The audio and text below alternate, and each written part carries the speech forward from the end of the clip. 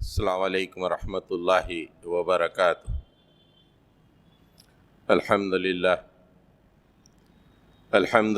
نحمده ونستعینه ونستغفره ونؤمن به ونتوکل علیہ ونعوذ باللہ من شرور انفسنا ومن سیئات اعمالنا من یهدی اللہ فلا مضل له ومن یضلل فلا ہادی له ونشهد أن لا إله إلا الله وحده لا شريك له ونشهد أن محمدا عبده ورسوله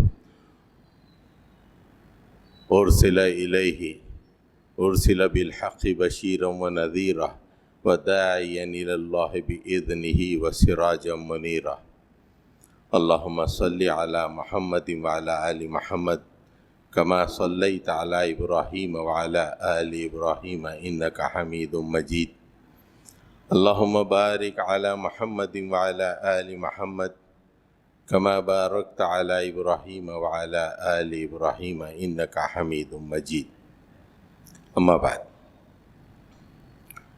سامعین محترم، ماہ رجب میں اللہ کے نبی صلی اللہ علیہ وسلم کو مکۃ المکرمہ سے مسجد اقصی اور پھر وہاں سے سدرۃ المنتہا تک سفر کروایا گیا، اور کچھ روایتوں میں ہے کہ سدرۃ المنتہا سے بھی آگے اللہ کے نبی صلی اللہ علیہ وسلم گئے اور آپ نے اللہ تعالیٰ سے گفتگو فرمائی۔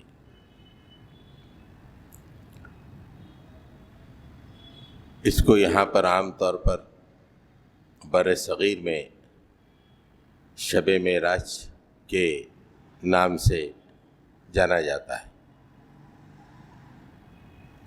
یہ واقعہ بڑا اہم ہے، لیکن اس کو منانا جیسا ہمارا طریقہ ہے نمازوں وغیرہ کے ذریعے سے یا جاگ کر، اس کی شریعت میں کوئی دلیل نہیں ہے۔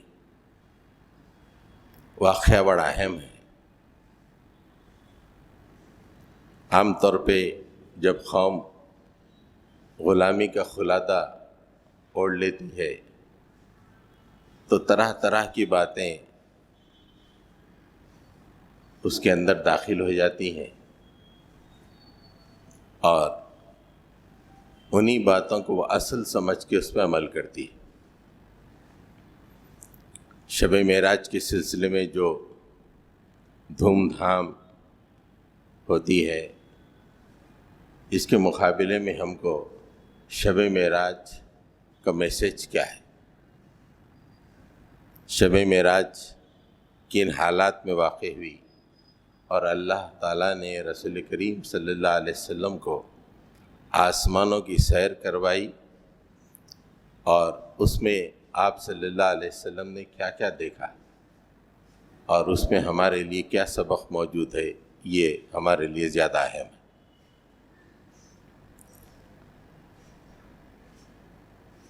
مکے میں حالات انتہائی مشکل تھے، مسلمانوں کی جان و مال اور آبرو کا کوئی ٹھکانہ نہیں تھا، مسلمان اچک لیے جا رہے تھے، اور ان کی زندگی بہت ہی مشکل میں آ گئی تھی۔ ایسے میں اللہ کے نبی صلی اللہ علیہ وسلم ایک روایت کے مطابق حتیم میں آرام فرما رہے تھے، ایک روایت کے مطابق اپنی خالہ زاد بہن ام ہانی کے مکان میں آرام فرما رہے تھے۔ حضرت جبرائیل نے آپ کو جگایا، اور پھر قلب اطہر کو زمزم کے پانی سے دھویا گیا، پھر آپ کو براق کی سواری عطا کی گئی، آپ مسجد اقصی پہنچے، تمام انبیاء کرام کی آپ نے نماز میں امامت فرمائی، اس کے بعد آپ کو ایک سیڑھی کے ذریعے سے آسمانوں کا سفر کروایا گیا، اور ویسے ہی آپ واپس آئے اور بیت المقدس میں مسجد اقصیٰ میں پھر سے آپ نے انبیاء کرام کو نماز پڑھائی اور پھر واپس مکہ آ گئے، جس کا تذکرہ اللہ تعالیٰ سورۃ الاسراء میں فرماتا ہے، سبحان الذی اسری بعبدہ لیلا من المسجد الحرام الی المسجد الاقصی الذی بارکنا حولہ لنریہ من آیاتنا۔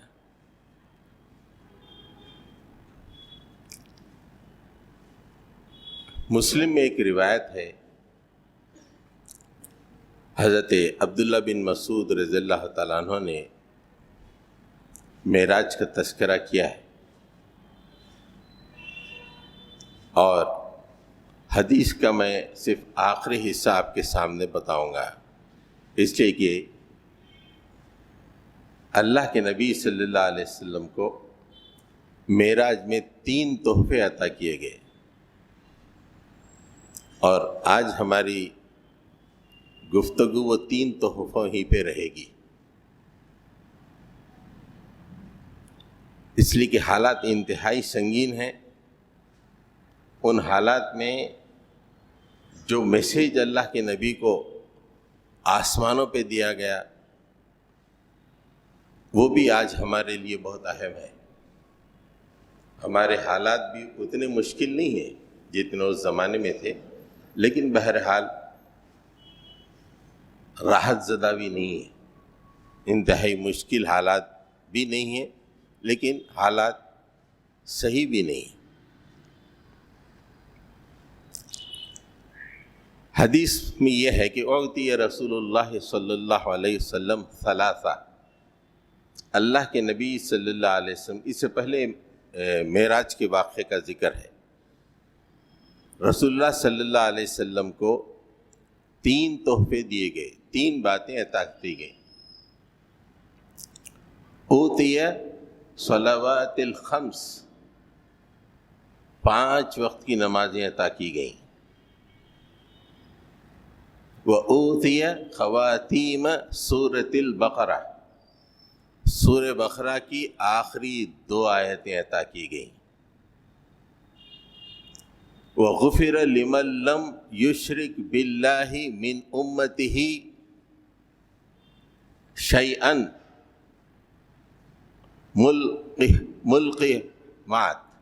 ملحقمات، یعنی جو شخص رسول اللہ صلی اللہ علیہ وسلم کی امت میں شرک نہیں کرے گا، اللہ تعالیٰ اس کی بخشش کر دے گا، اور اس کے سوا، شرک کے سوا تمام گناہوں کو معاف کر دے گا۔ صرف شرک نہیں کرے گا تو اس کی بخشش ہو جائے گی۔ یہ 3 تحفے اللہ کے نبی صلی اللہ علیہ وسلم کو دیے گئے، ایک 5 وقت کی نماز، دوسرے سورہ بقرہ کی آخری 2 آیاتیں، تیسرے یہ خوشخبری کہ شرک مت کرو تو تمام گناہ اللہ تعالیٰ معاف کر دے گا۔ اب ہم یہ 3 باتوں میں سے سب سے پہلے شرک کے معاملے کو لیتے ہیں۔ شرک اللہ تعالیٰ کو بالکل بھی پسند نہیں ہے۔ اللہ کی ذات میں، صفات میں، اختیارات میں کسی قسم کا یا کسی قسم کی دخل اندازی شرک مانی جاتی ہے۔ اللہ تعالیٰ اس کو سخت ناپسند فرماتا ہے۔ سورہ نساء میں بھی یہی بات کو اللہ تعالیٰ نے اس طرح فرمایا ہے، ان اللہ لا یغفر ان یشرک بہ ویغفر ما دون ذلک لمن یشاء ومن یشرک باللہ فقد افترى اثما عظیما۔ سورہ نساء ہی میں یہ آیت پھر ریپیٹ کی گئی کچھ آیتوں کے بعد، لیکن اس کا آخری ٹکڑا یہ ہے کہ وَمَن يُشْرِكْ بِاللَّهِ فَقَدْ ضَلَّ ضَلَالًا بَعِيدًا۔ ان اللہ لا یغفر، اللہ تعالیٰ مغفرت کرتا ہی نہیں، ان یشرک بہ، جو آدمی بھی شرک کرتا ہے، جو آدمی بھی شرک کرتا ہے اللہ تعالیٰ اس کی مغفرت نہیں کرتا۔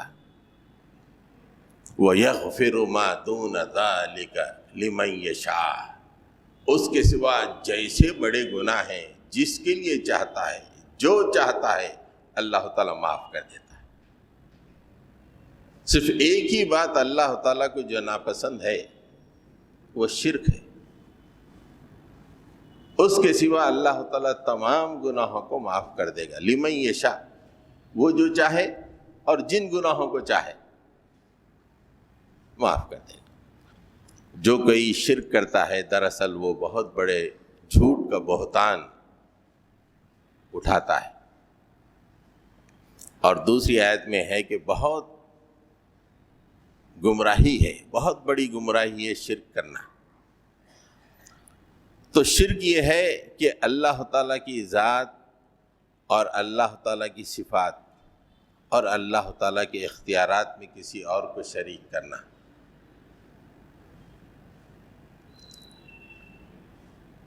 عام طور پہ یہ دیکھا جاتا ہے کہ ذات و صفات میں تو بہت سارے لوگ پرہیز کرتے ہیں شرک سے، لیکن اللہ تعالیٰ کے اختیارات میں پرہیز نہیں کرتے ہیں۔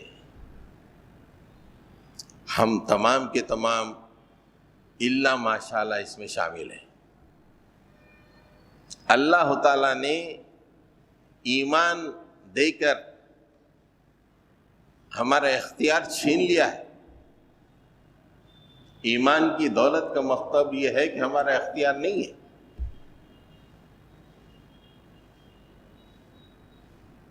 اگر ہم اللہ نے کوئی راستہ بتایا، اللہ کے نبی نے کوئی راستہ بتایا، اور پھر اس کے بعد بھی ہم اپنی مرضی چلائیں، اپنا اختیار چلائیں، یہ شرک ہے۔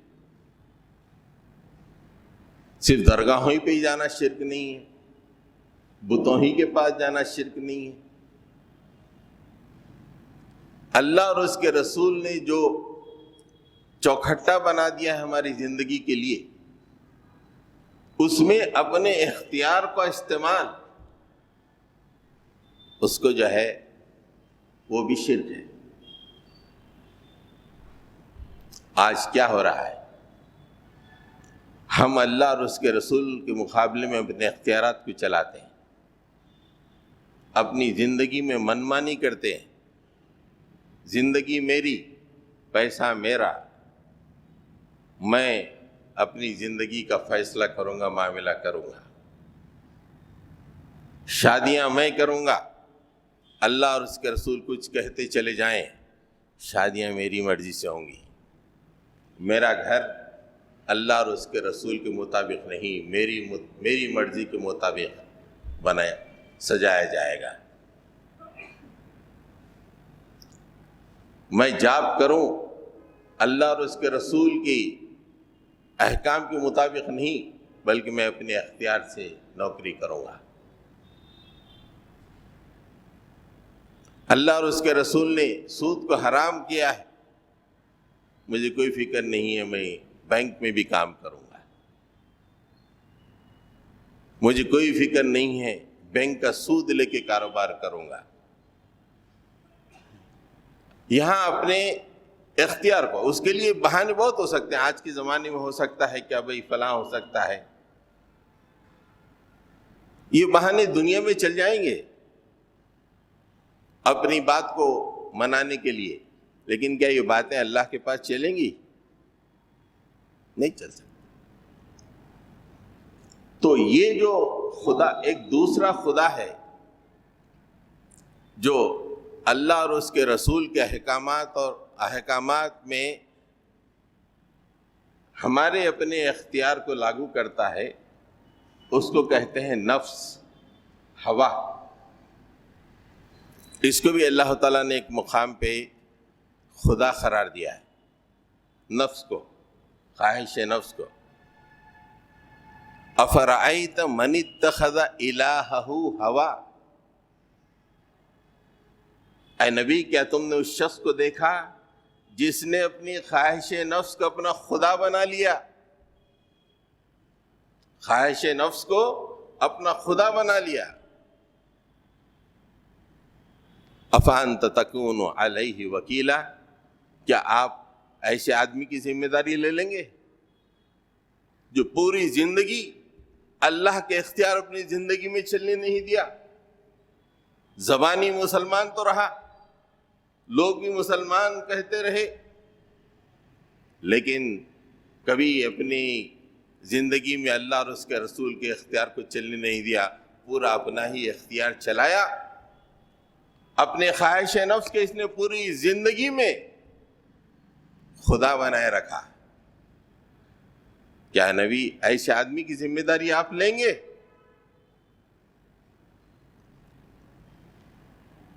یہ بات ہمارے معاشرے میں مشہور ہے کہ اللہ کے نبی، بے شک مشہور کیا صحیح بھی ہے، اللہ کے نبی صلی اللہ علیہ وسلم آخرت میں، قیامت میں اہل ایمان کی شفاعت کریں گے.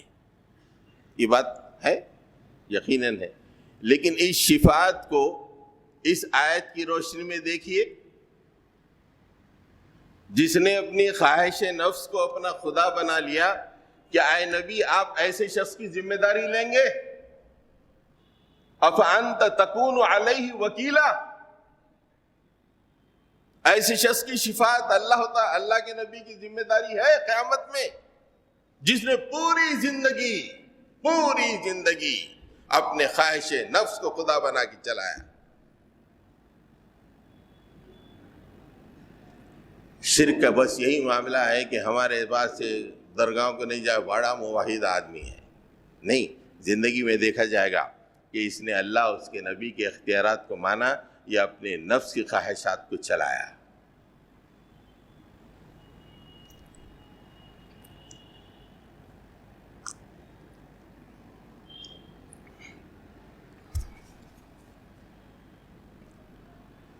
اللہ کے نبی کو یہاں تک فرمایا گیا وَلَا تُطِعْ مَنْ أَغْفَلْنَا قَلْبَهُ عَنْ ذِكْرِنَا وَاتَّبَعَ هَوَاهُ وَكَانَ أَمْرُهُ فُرُطًا. اے نبی صلی اللہ علیہ وسلم، ایسا شخص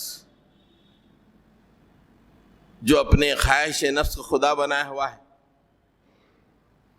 اور جس کے نتیجے میں ہم نے اس کے دل کو اللہ ہمارے ذکر سے غافل کر دیا ہے. من اغفلنا قلبہ عن ذکرنا،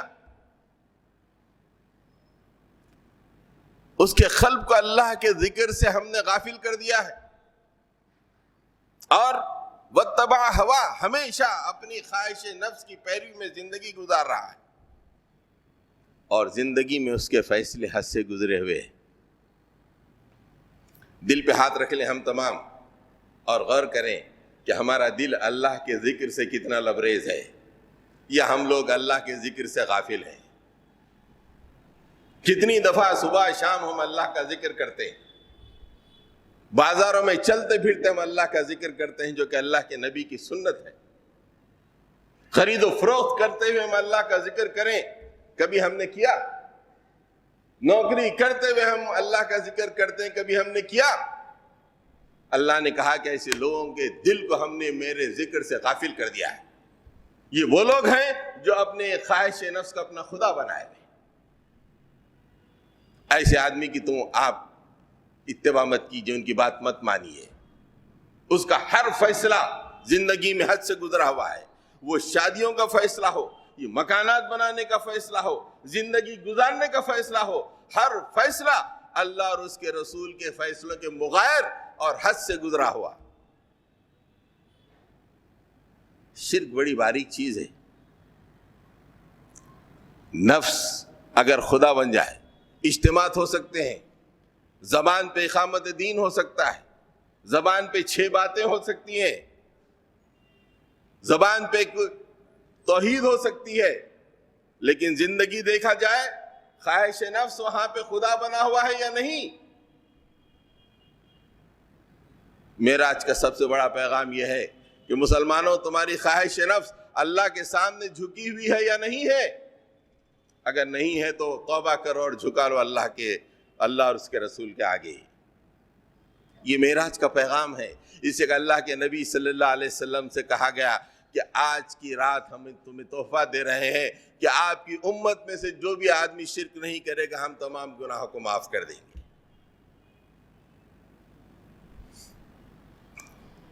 اس کے بعد جو تحفہ دیا گیا ہے وہ ہے سورہ بقرہ کی آخری 2 آیتیں۔ یہ آخری 2 آیتیں لوگ اس طرح بیان کرتے ہیں کہ اتنی عظیم آیتیں ہیں کہ یہ پڑھ لو تو ہر مشکل آسان ہو جائے گی۔ بے شک قرآن مجید ہے، اللہ کا کلام ہے، اللہ کے نبی کو عرش کے قریب عطا کیا گیا ہے، لیکن کیا اس کے یہی مقصد ہے کہ یہ پڑھ لو سب کچھ ٹھیک ہو جائے گا؟ اتنی عظیم الشان آیتیں جو زمین پہ نہیں، عرشی آیتیں ہیں۔ جو آیتیں زمین پہ نازل ہوتی ہیں انہیں فرشی آیتیں کہا جاتا ہے۔ جو آیتیں فضاؤں میں، عرش آسمانوں میں نازل ہوتی ہیں انہیں عرشی آیتیں کہا گیا۔ یہ 2 آیتیں عرشی ہیں، اللہ کے نبی کو عرش پہ دی گئی ہیں یہ 2 آیتیں۔ کتنی عظیم اور کیا میسج ہوگا کہ پورے قرآن میں سے صرف 2 آیتیں بالکل عرشی ہیں، کتنی اہم ترین آیتیں، اس کا کیا میسج ہوگا۔ اور حالات دیکھیں اہل ایمان کے اس وقت، انتہائی کٹھن حالات، انتہائی مشکل حالات۔ 2 آیتوں میں سے پہلی آیت آمن الرسول بما انزل الیہ من ربہ والمؤمنون کل آمن باللہ وملائکتہ وکتبہ ورسلہ لا نفرق بین احد من رسلہ وقالوا سمعنا واطعنا غفرانک ربنا والیک المصیر۔ یہ آیت میں اللہ تعالیٰ نے اہل ایمان کو ڈیفائن کیا ہے۔ اہل ایمان کون ہیں؟ یہ کیا کرتے ہیں اور کیا چاہتے ہیں؟ 3 باتیں آئی ہیں یہ آیتوں میں۔ اہل ایمان کون ہے، کیا چاہتے ہیں، دوسرا کیا کرتے ہیں، تیسرا کیا چاہتے ہیں۔ اہل ایمان کون ہے؟ کہا گیا کہ ایمان لاتے ہیں اللہ پر، اللہ کی کتابوں پر، آخرت پر، اور تمام انبیاء پر، اور انبیاء کے درمیان کوئی تفریق نہیں کرتے۔ تمام انبیاء من اللہ ہیں، اللہ کی طرف سے ہیں، اس میں کوئی تفریق نہیں ہے۔ ایمان یہ ہے کہ اللہ پر مانا جائے بالغیب۔ آج بچے تھوڑے سے کالج میں پڑھ کے پروف مانگ رہے ہیں۔ ارے ظالم، پروف تو مرنے کے بعد ملتا ہے۔ ایمان کا پروف مرنے کے بعد ملتا ہے۔ یہ پروف نہ کالجوں میں ملتا، پورے پی ایچ ڈیز مل کے بھی یہ پروف حاصل نہیں کر سکتے۔ ہاں، اللہ تعالیٰ کی آیتوں کو دیکھ کے اندازہ لگایا جا سکتا ہے، لیکن ظالم اگر تو پروف مانگا تو مرنے کے بعد ملے گا تجھے پروف۔ جب دوزخ کے سامنے ٹھہرے گا تو پروف ملے گا۔ دوزخ کے سامنے ٹھہریں گے جب پروف ملے گا۔ میں مان لیتا تو بڑا اچھا تھا۔ تو ایمان یہ ہے کہ اللہ پہ، آخرت پر، رسولوں پر، اس کی کتابوں پہ ایمان لانا۔ اور دوسری بات یہ ہے کہ ایمان والے کیا کرتے ہیں، یہ اہم بات ہے۔ اور وہ بھی ان کے قول کو نوٹ کرتے ہوئے اللہ تعالیٰ نے فرمایا کہ ایمان والے کیا کرتے ہیں۔ نوکری کر کے، بچے پال کے، بہترین شادیاں کر کے، شاندار گھر بنا کے مست رہتے ہیں۔ وقالوا سمعنا واطعنا، ایمان لانے والے کہتے ہیں کہ مالک ہم نے سنا اور اطاعت کی، آپ سے سنا، آپ کے نبی سے سنا، اور پوری زندگی آپ کی اطاعت میں ہم دے دی. یہ ہے اہل ایمان، یہ کرتے ہیں زمین پر. اہل ایمان زمین پر یہ کرتے ہیں کہ سمعنا و اطعنا، اپنی کوئی خواہش نہیں ہے، اللہ کے نبی نے کہہ دیا ہم نے اطاعت کی. یہ آیت عرش پہ دی جا رہی ہے. اہل ایمان کو ڈیفائن کیا جا رہا ہے. تم ڈاکٹری کرو، تم وکالت کرو، تم انجینئرنگ کرو، لیکن تمہاری زندگی میں سمعنا و اطعنا ہے؟ اللہ سے تم نے سنا اور اطاعت کی؟ یہ نہیں ہے تو کیا مسلمان ہو؟ کیا دعویٰ ہے تمہارا؟ دنیا میں تو لوگ مسلمان تسلیم کر لیں، لیکن اللہ کے پاس تم مسلمان مانے جاؤ گے کہ تمہاری زندگی میں سمعنا و اطعنا؟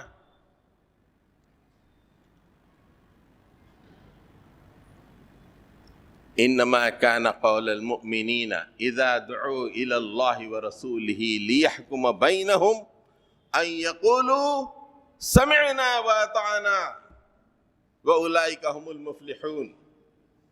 کیا بہترین بات اللہ تعالیٰ نے فرمائی کہ اہل ایمان کا یہی ایک ہی قول، ایک ہی سٹینڈ کہ آؤ اللہ اور اس کے رسول تمہارے معاملات کا فیصلہ کریں گے، اللہ اور اس کا رسول تمہیں بتائیں گے کہ زندگی کیسے گزارو.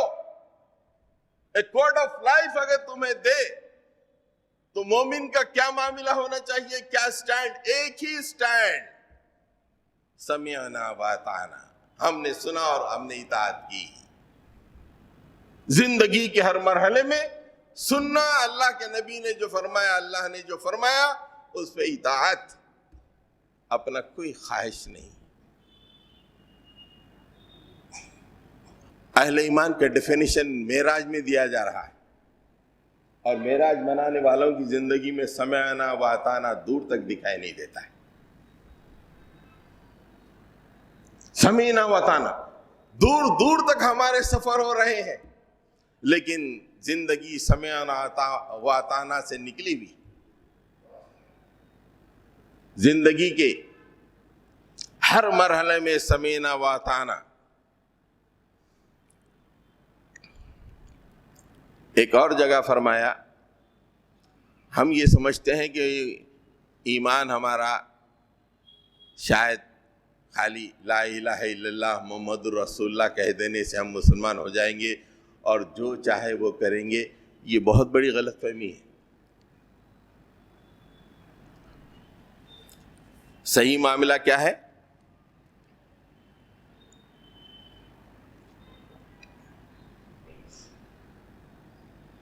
نصرانیوں کو اختیار ہو سکتا ہے، یہودیوں کو اختیار ہو سکتا ہے، جینیوں کو اختیار ہو سکتا ہے، اہل ہنود کا اختیار ہو سکتا ہے، لیکن مسلمانوں کو زندگی گزارنے کے میں اپنا کوئی اختیار ہی نہیں ہے. اپنا کوئی اختیار، میں اپنے اختیار سے زندگی گزاروں گا نہیں ہے. آج پورا دن میں بغیر نماز کے گزاروں گا، اختیار نہیں. میں اپنی من مانی تجارت کروں گا، اختیار نہیں ہے.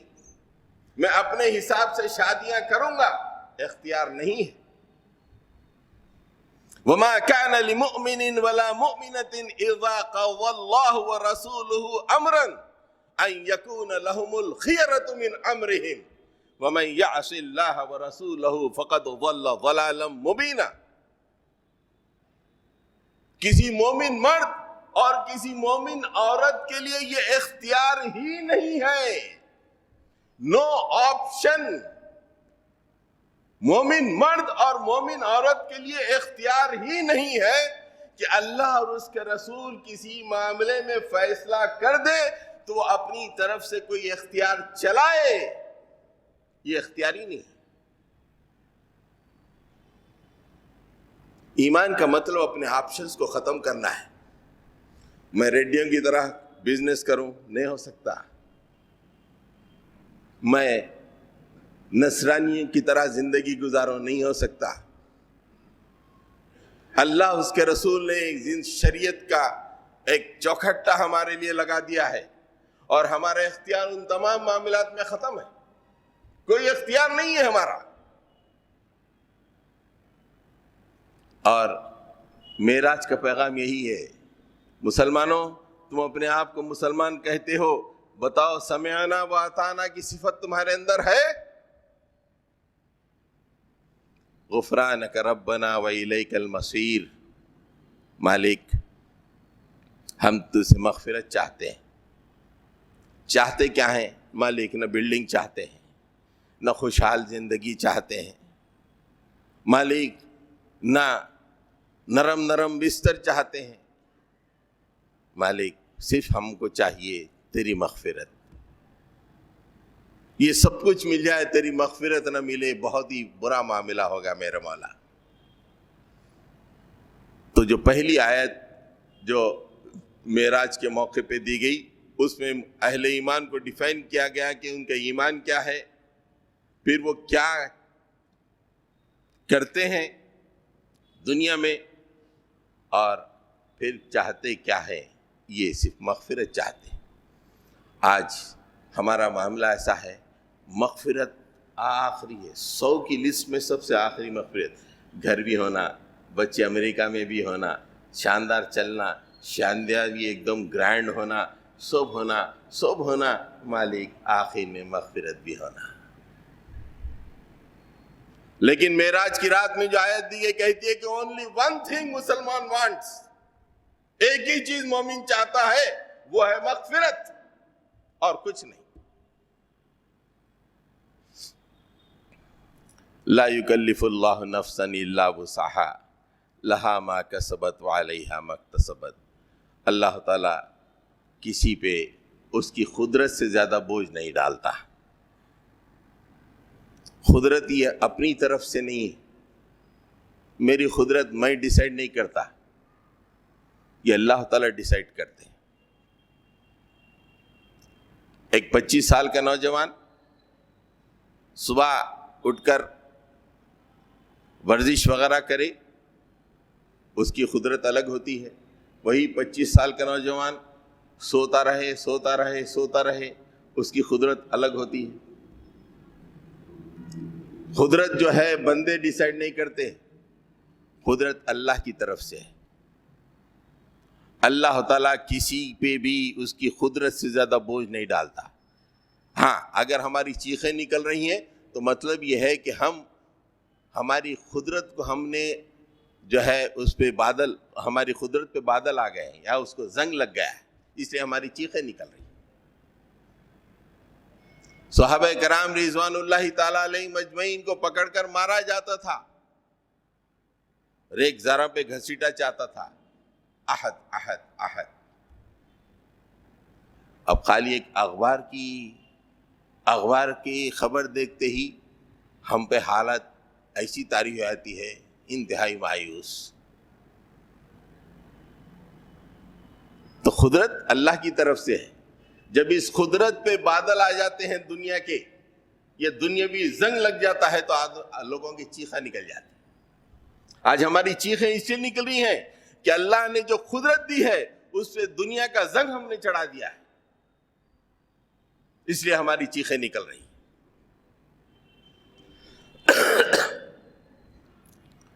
اور ان آیتوں میں یہ بھی کہا گیا کہ ایمان کا مطلب ہے ہی پریشانی۔ ایمان کا مطلب خوشحالی فراوانی نہیں ہے، ایمان کا مطلب ہی پریشانی ہے، مشکل ہے۔ یہ ذہن سے نکال دو کہ ایمان آنے کے بعد بہت ہی راحت زدہ زندگی دنیا میں گزرے گی، اگر یہ سمجھتے ہو تو بے خوفی ہے۔ ایمان کا مطلب اس لیے کہ ایمان وہ عظیم الشان دولت ہے جو اللہ نے تمہارے دل میں داخل کی ہے۔ اس کا مطلب یہ ہے کہ تمہاری زندگی تمہارے لیے مشکل بن جائے گی۔ یہ میسیج یہ دوسری آیت میں ہے،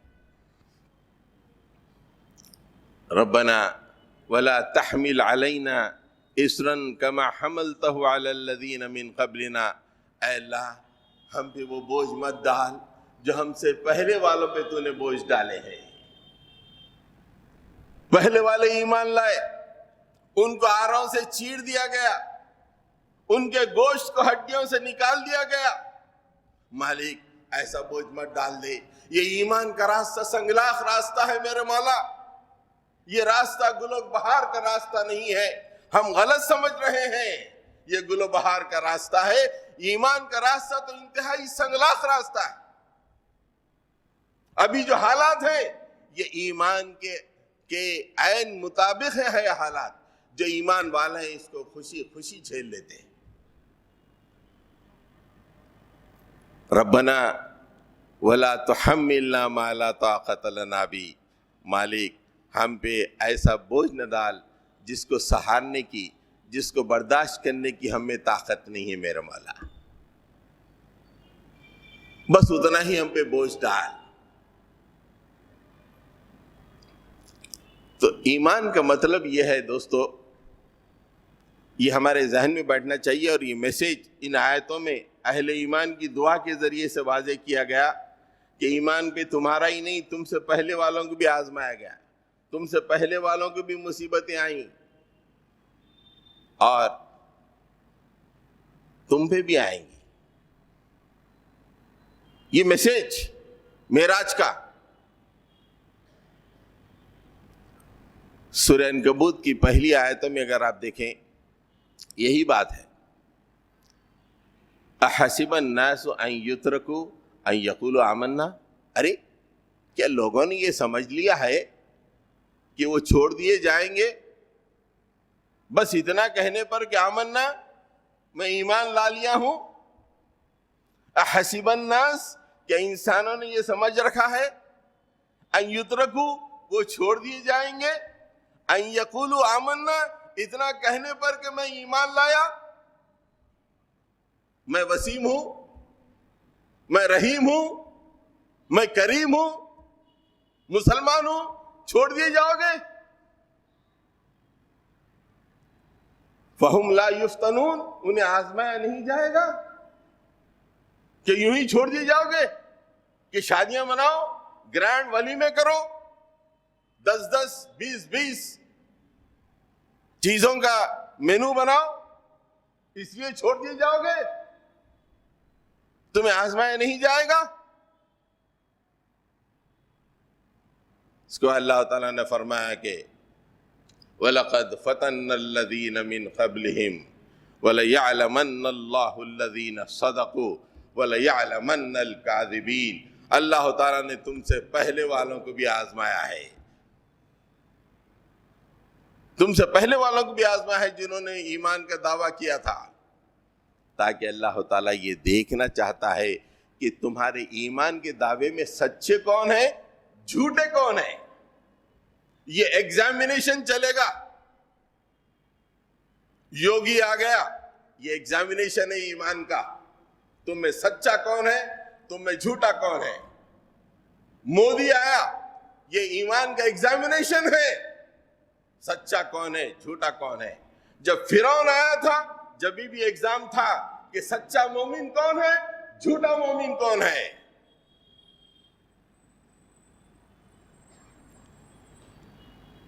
یہ میسیج دے رہی ہے شب معراج کہ مسلمانوں، دنیا تمہارے لیے بہار نہیں ہے، تمہارے لیے مشکلات کی آماجگاہ ہے، اپنے ایمان کا سودا مت کرو، ایمان کے ساتھ ہمارے پاس چلے آؤ۔ یہ معاملہ تم پہ ہی نہیں، تم سے پہلے والوں پہ بھی بڑا مشکل گزرا۔ ام حسبتم ان تدخلوا الجنہ، ہم میں کہ ہر آدمی بس ایسا جا رہا ہے جیسے کسی پارک میں چلے جاتے ہیں ویسے ہی جنت پہ جانا چاہ رہا ہے۔ ایک پارک میں جا کے گھوم کے آیا تھی شام میں، ویسے ہم تمام میں آدمی تصور کر رہا کہ ایسا پارک میں جانے کی طرح جنت ہے۔ اللہ تعالیٰ فرماتے ہیں کہ ام حسبتم ان تدخلوا الجنہ، کیا تم سمجھتے ہو کہ یوں ہی جنت میں داخل کر دیے جاؤ گے؟ وَلَمَّا يَأْتِكُمْ مَثَلُ الَّذِينَ خَلَوْا مِنْ قَبْلِكُمْ، جبکہ تم پر وہ حالات ہی نہیں آئے جیسے کہ تم سے پہلے لوگوں پر آئے تھے، وہ حالات ہی نہیں ہے۔ اب تھوڑے تھوڑے آ رہے ہیں، بلڈوزر چل رہے ہیں، مدارس گر رہے ہیں. اب حالات تھوڑے تھوڑے، ابھی بھی وہ حالات نہیں ہے، تھوڑے تھوڑے آ رہے ہیں. مثل الذین خلو من قبلکم مستهم البأساء والضراء وزلزلوا حتى يقول الرسول والذین آمنوا معه متى نصر اللہ الا ان نصر اللہ قریب. ان پہ مشکلات آئیں، ان پہ پریشانیاں آئیں، وہ ہلا کے رکھ دیے گئے. وزلزلوا، اپنی جگہ سے ہلا کے رکھ دیے گئے. اور ایسے حالات کہ وقت کا نبی اور اس کے ساتھی ایمان والے چیخ اٹھے، اللہ تیری مدد کب آئیں گی میرے مالک، تیری مدد کب آئے گی. بندے چیخ پڑے، الا ان نصر اللہ قریب، اللہ کی نصرت بہت قریب ہے. معراج میں جو 2 آیتیں دی گئیں، اس کی دوسری آیت یہ بتا رہی ہے کہ اہل ایمان کی دنیا میں مشکلات ہوں گے اور آئیں گے، مشکلات ہی سے گزرنا پڑے گا. اور ایمان کا سودا نہ کرتے ہوئے پرعزم استقلال کے ساتھ اور پورے توکل کے ساتھ اپنی ایمان کے راستے پہ جاری رہنا پڑے گا. اور ایک بات جو یہ آیت کے آخر میں ہے وہ یہ بتا رہی ہے کہ ہماری زندگی جیسے گزر رہی ہیں ایمان ویسا نہیں ہے. ایمان کا مطلب کشمکش ہے کفر سے. ہم کیا ہے، نماز پڑھ لیے، شام میں جا کے دعوت کھا لیے، آ گئے، بچوں کو لے آ کے گھما کے لا لیے، اسکول کو چھوڑ کے آ گئے، جا کے لا لیے. یہ اپنی زندگی کا ایک دھب بن گیا ہے. دوست احباب کے ساتھ کچھ گپ بازی کر لیے، کچھ جا کے کھا لیے، یہ اہل ایمان ہے. جبکہ اللہ تعالیٰ فرما رہے ہیں کہ یہ اہل ایمان کا معاملہ نہیں ہے. اہل ایمان جو ہے ہمیشہ اہل کفر کے ساتھ کشمکش پہ رہتے ہیں.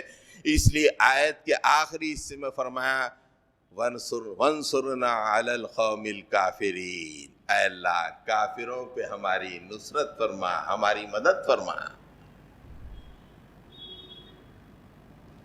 شادی خانے میں کیا ہے، مالک کھا لیا ذرا ہضم کر دے مالک، یہ دعا کرنا پڑتا. شادی خانے میں وَانصُرْنَا عَلَى الْقَوْمِ الْكَافِرِينَ ہوتی یہ دعا. یہ بچوں کو لے آ کے گھما رہے ہیں تو یہ دعا نکلتی وَانصُرْنَا عَلَى الْقَوْمِ الْكَافِرِينَ. یہ دعا کب ہوتی ہے؟ جب رسول اللہ کے مقابلے میں ابو جہل آ جاتا ہے، ابو لہب آ جاتا ہے، اس وقت یہ دعا ہوتی ہے ربنا وانصرنا علی القوم الکافرین. یہ معراج کا میسج ہے کہ مسلمانوں یہ نہ سمجھو کہ تم من مانی زندگی گزارو. ایمان کا مطلب یہ ہے کہ اہل کفر کے ساتھ تمہاری کشمکش ہے، یہ ہمیشہ سے رہے اور ہمیشہ رہے گی. یہ 2 عظیم آیتوں کو ایسے پیش کر دیتے ہیں، اتنی عظیم آیتیں، یہ پڑھ لو پیٹ کا درد کم ہو جائے گا، بیماریاں دور ہو جائیں گی، بچوں کی صحت اچھی ہو جائے گی، ان کو نوکریاں مل جائیں گی، رشتے اچھے ہو جائیں گے. یہ عظیم آیتیں جو عرش پہ دی گئیں اور انتہائی مشکل حالات میں دی گئیں، اہل ایمان کی ہمت بڑھانے کے لیے دی گئیں. ظالم اس کو ایسا پیش کر رہے ہیں. آئیے 2 منٹ میں تیسرے تحفے کے بارے میں عرض کر دوں. تیسرا تحفہ جو دیا گیا ہے 5 وقت کی نمازیں، اور ہمارا حال یہ ہے کہ 5 وقت کی نمازیں تو ہم پڑھ بھی نہیں رہے. اہل ایمان اتنی کراہیت سے نماز پڑھ رہے ہیں، اتنی کراہیت سے اللہ کی نصرت کیسے آئے گی؟ نماز شوق سے پڑھنا چاہیے. پڑھنے والے بھی پہلے تو نماز پڑھتے نہیں ہیں، پڑھنے والے بھی کراہیت سے پڑھ رہے ہیں، شوق نہیں ہے. نماز پڑھنے کا کوئی شوق ہی نہیں. تو جو بات رکھی گئی اس میں معراج کی کہ 5 وقت کی نمازیں، یہ نماز کیا ہے؟ نماز جو ہے انتہائی مشکل حالات میں مسلمانوں کی ڈھال ہے۔ مکے میں جو حالات تھے وہ تو معلوم ہے، اور مدینہ جا کے بھی جو حالات ہوئے وہ اس کے لیے اللہ تعالیٰ نے اہل ایمان کے لیے ایک ڈھال دی، نماز پڑھو۔ یا ایھا الذین آمنوا استعینوا بالصبر والصلاۃ ان اللہ مع الصابرین، اے ایمان لانے والو صبر اور نماز سے مدد مانگو، صبر اور نماز کے ذریعے سے مدد مانگو، اللہ تعالیٰ صبر کرنے والوں کے ساتھ ہے۔ یہ نماز معراج میں عطا کی گئی، تمہاری مشکلات کے وقت اگر تم نماز کے ذریعے سے اللہ سے مدد مانگو تو اللہ کی نصرتیں تمہارے قدم چومیں گی، مانگو۔ وَاسْتَعِینُوا بِالصَّبْرِ وَالصَّلَاةِ إِنَّهَا لَكَبِیرَةٌ إِلَّا عَلَى الْخَاشِعِینَ۔ سورہ بقرہ ہی میں ہے، مدد مانگو صبر اور نماز کے ذریعے سے۔ وَاسْتَعِینُوا بِالصَّبْرِ وَالصَّلَاةِ، اور نماز کے بارے میں کیا ہے؟ یہ بہت ہی مشکل کام ہے مگر اللہ سے ڈرنے والوں کے لیے، اللہ سے ڈرنے والوں کے لیے مشکل نہیں ہے۔ جو نڈر ہے، اللہ سے ڈرتا نہیں ہے، میں چھوں بول کے ایسا مار کے جیسا تقریر کرتے ویسا میں ہوں سمجھتا، اس کے لیے پرابلم ہے، مشکل ہے نماز۔ نماز ہمیشہ جو ہے مومن کا ہتھیار ہے، اس کے ذریعے سے انتہائی مشکل حالات میں وہ اللہ تعالیٰ کی مدد مانگتا ہے۔ آخر میں نماز کی ایک اور بات کہہ کے اپنی بات ختم کروں۔ حضرت موسیٰ علیہ السلام جب آئے تو مسلمان نماز چھوڑ دیے تھے، کوئی نماز نہیں پڑھتا تھا، مسجدیں ختم ہو گئی تھیں، اذانیں ختم ہو گئی تھیں۔ جیسے اب اذانیں روکنے کی باتیں آ رہی ہیں، آہستہ آہستہ مسجدیں بھی ختم ہو جائیں گی۔ انتہائی مشکل حالات، فرعون کی طرف سے انتہائی سختیاں اہل ایمان پر۔ ایسے میں حضرت موسیٰ علیہ السلام آئے۔ حضرت موسیٰ علیہ السلام آئے تو اللہ تعالیٰ نے ان کو ایک وحی فرمائی، وَأَوْحَيْنَا إِلَىٰ مُوسَىٰ وَأَخِيهِ أَن تَبَوَّآ لِقَوْمِكُمَا بِمِصْرَ بُيُوتًا وَاجْعَلُوا بُيُوتَكُمْ قِبْلَةً وَأَقِیمُوا الصَّلَاةَ وَبَشِّرِ الْمُؤْمِنِینَ۔ اے موسیٰ، ہم نے موسیٰ اور اس کے بھائی کو یہ وحی عطا کی کہ تم دونوں مسلمانوں کے لیے مصر میں کچھ مکان مہیا کرو اور ان مکانوں کو جمع ہونے کی جگہ بناؤ اور وہاں پہ نماز قائم کرو، اور جب تم نماز قائم کرو گے وَبَشِّرِ الْمُؤْمِنِينَ، مومنین کے لیے بشارت دے دو کہ دنیا و آخرت کی کامیابی ہے۔ مطلب یہ ہے کہ انتہائی مشکل حالات سے اہل ایمان اٹھتے ہیں، کیسا؟ نماز پڑھتے ہوئے اٹھتے ہیں۔ تو وہ مقامات تم مہیا کرو موسیٰ اور ہارون اپنے مسلمانوں کے لیے، یہ امپورٹنس ہے نماز کی۔ تو حضرت گرامی معراج کے موقع پہ جو تحفے دیے گئے، 3 تحفے ہیں۔ ایک تو یہ ہے کہ شرک، دوسرا دو آیتیں جو سورہ بقرہ کی آخری آیتیں ہیں، تیسرا نماز۔ اللہ تعالی ہم کو ان باتوں پہ کاربند ہونے کی توفیق عطا فرمائے، ایمان کی حفاظت کے ساتھ اللہ کے پاس پہنچنے کی توفیق عطا فرمائے۔ رب اغفر وارحم وانت خیر الراحمین۔ صلی اللہ تعالی علی محمد وعلی آلہ واصحابہ اجمعین برحمتک یا ارحم الراحمین، والحمد للہ رب العالمین۔